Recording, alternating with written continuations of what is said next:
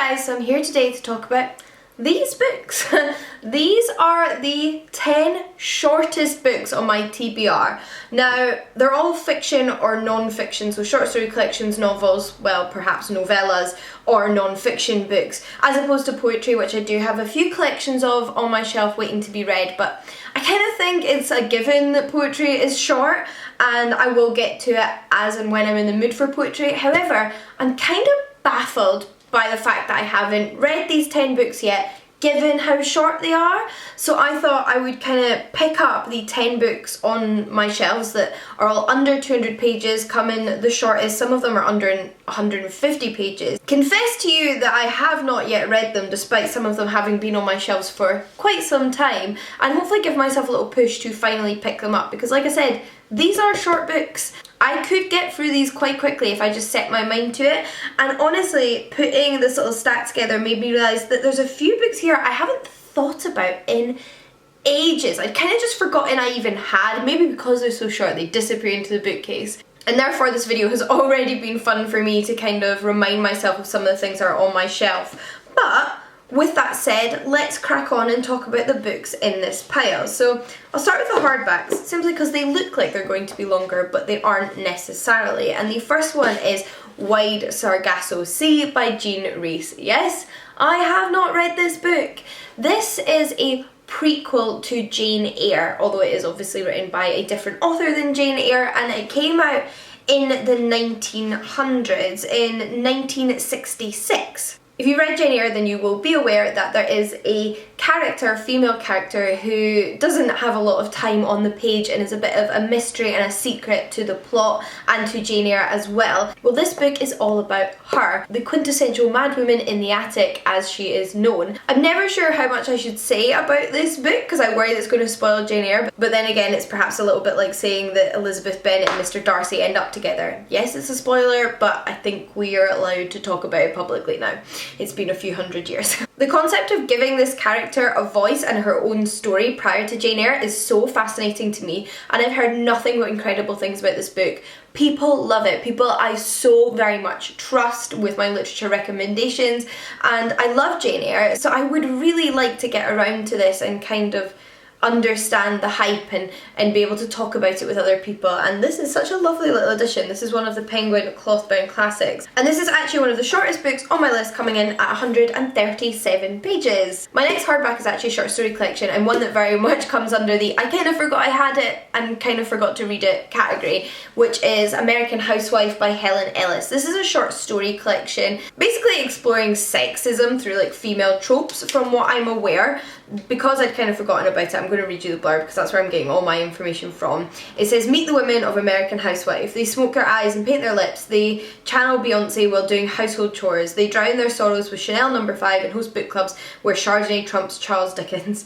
They redecorate and they are quietly capable of kidnapping, breaking and entering and murder. So from what I'm aware, the women in these stories are living quite traditional lives as American housewives. Everyone thinks they understand who they are from the outside, but actually something darker is afoot, and it sounds really interesting, and it's been on my shelf for quite a few years. Plus, there's no excuse at 185 pages. One that actually only just came onto my TBR, but I'm hoping to tick off very soon because I'm so excited about it, and that is No Man of Woman Born by Anna Mardell. This is another collection of short stories, but they are fantasy short stories, most of which I believe have like a retelling at their centre, although like completely disparate and different retellings. And significantly, all of the characters in the short stories are LGBTQ+, so they might be trans, non-binary, gay, bisexual, what have you. I haven't obviously read them, but I gather that the representation is expansive and incredibly well done, so I'm so excited about this. Queerness in fantasy is one of my absolute favourite things, and this was actually a gift from Ashley over at A Frolic Through Fiction, so I will link her channel down below.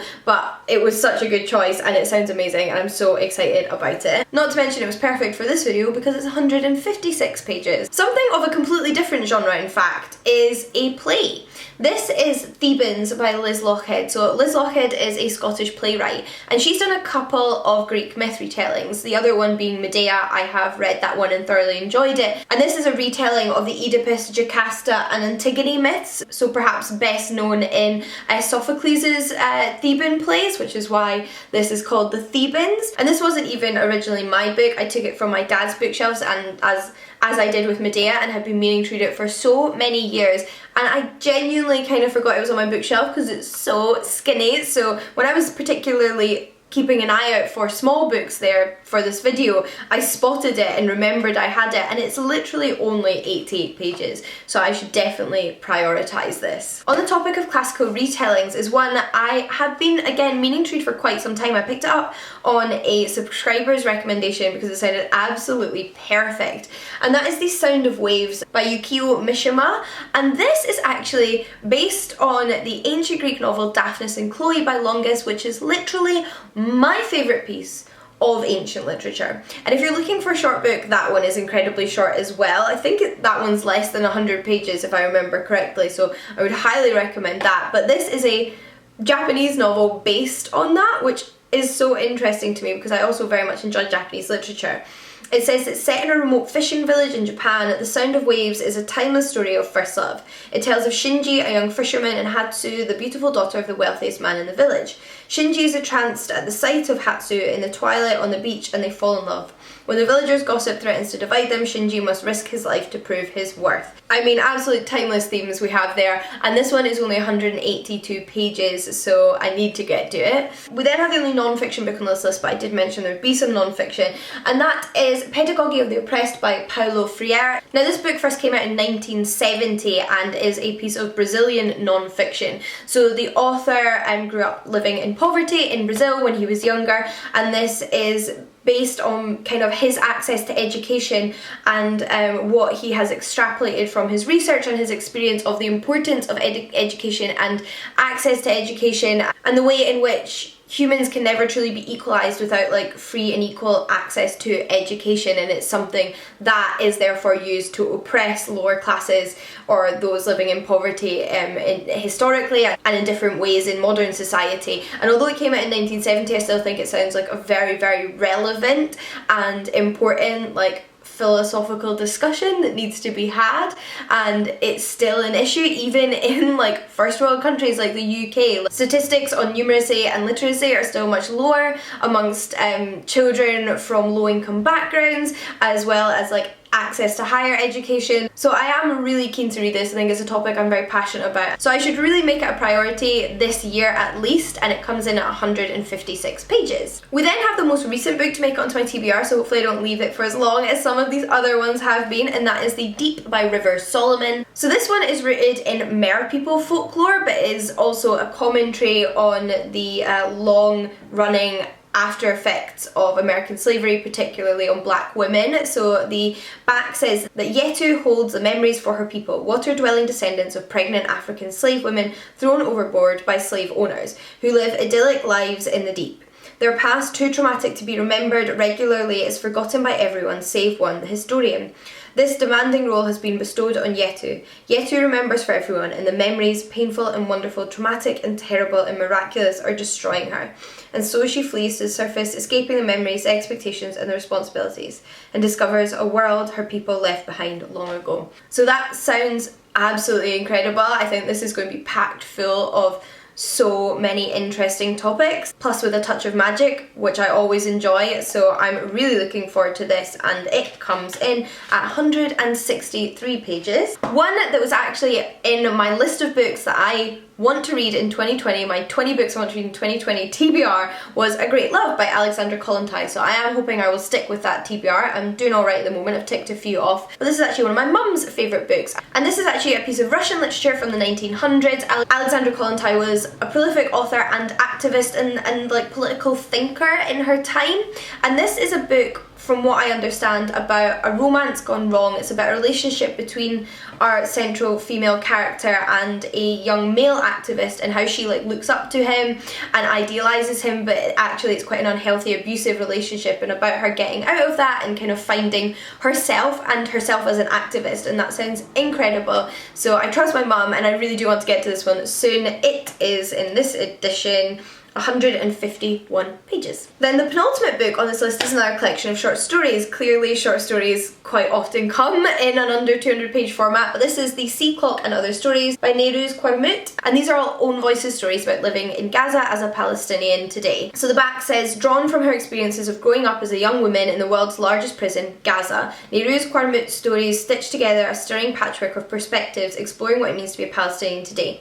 Whether following the daily struggles of orphaned children fighting to survive in the rubble of recent bombardments, or mapping the complex tensions between political forces vying to control Palestinian lives, these stories offer a rare insight into one of the most talked about but least understood cities in the Middle East. Taken together, they afford us a local perspective on a global story, always rooted firmly in that most cherished of things, the home. So this basically sounds like the experiences of real people that are going to be very harrowing but incredibly important for us all to understand, and I really should get to. And it is literally only 101 pages, so I'm definitely going to prioritise this. But then we have one last book, and that is Ice by Anna Cavan, and this I believe is a bit of like a apocalyptic dystopian story. I picked this one up ages ago again and still haven't got into it. It says, no one knows why the ice has come, and no one can stop it. Every day it creeps further across the earth, covering the land in snow and freezing everything in its path. Through this bleached, devastated world, one man pursues the sylph-like, silver-haired girl he loves as she keeps running, away from her husband, away from the sinister warden who seeks to control her, away from him. Every time I read that blurb, I'm curious if he is all those things. Is he the warden and the husband? And it sounds like a commentary on like unhealthy obsession and perhaps like abusive relationships in this like apocalyptic setting. The book itself first came out in 1967 and is 182 pages long. I feel like a lot of these have been kind of like classics. There's quite a few like 1900s works here, although a few modern ones as well, but it's interesting to me. And I think also like a diverse little selection here of different things. It's really reminded me of some of the stuff I have waiting for me, particularly short stories. It's been a while since I've read a short story collection, so I am really keen to get to all of these, and I am taking this video as a push and a reminder to prioritise them. But I would also love to know which ones you've read, which ones you recommend the most highly, and which ones you would like to hear me review so I know which to pick up next. But I'd also love to hear from you what the shortest book on your TBR is. What is a book that is so short there is no excuse that you have not read it, because it really wouldn't take you too long? I want to know, so leave your answer down in the comments down below, and until next time, happy reading. I'll see you again soon. Bye guys.